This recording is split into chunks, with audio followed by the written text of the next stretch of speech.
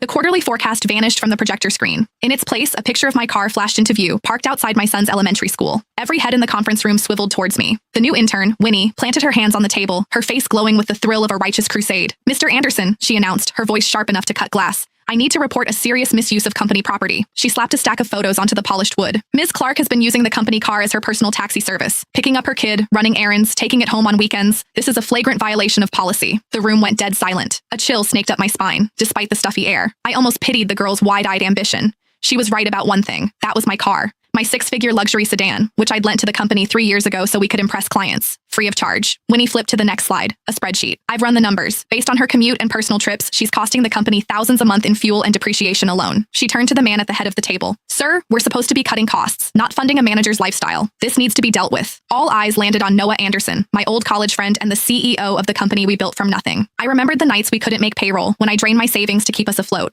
I remembered handing him the keys to this very car, brand new, saying, "The company needs this more than I do." He'd used it for 3 years. I'd paid every cent for gas, insurance, and maintenance.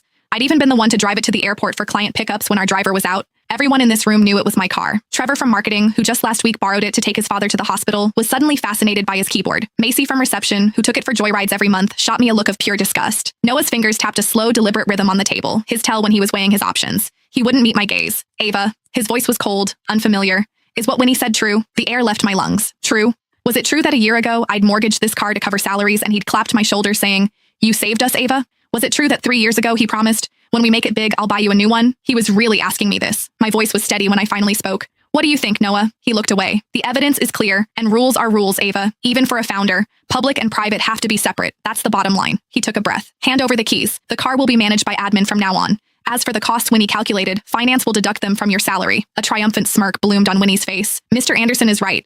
I think Ms. Clark owes the entire company an apology too." Noah waved a dismissive hand. "A company-wide email will suffice." An email. A salary deduction. And he was taking my car. I looked at his familiar face and saw a complete stranger. I didn't argue. I didn't pull out the title from my bag and slam it on the table, because I finally saw it all clearly. Winnie was just a pawn, desperate to climb the ladder by stepping on me. Noah wanted my car, and he was using a clueless intern to steal it in plain sight.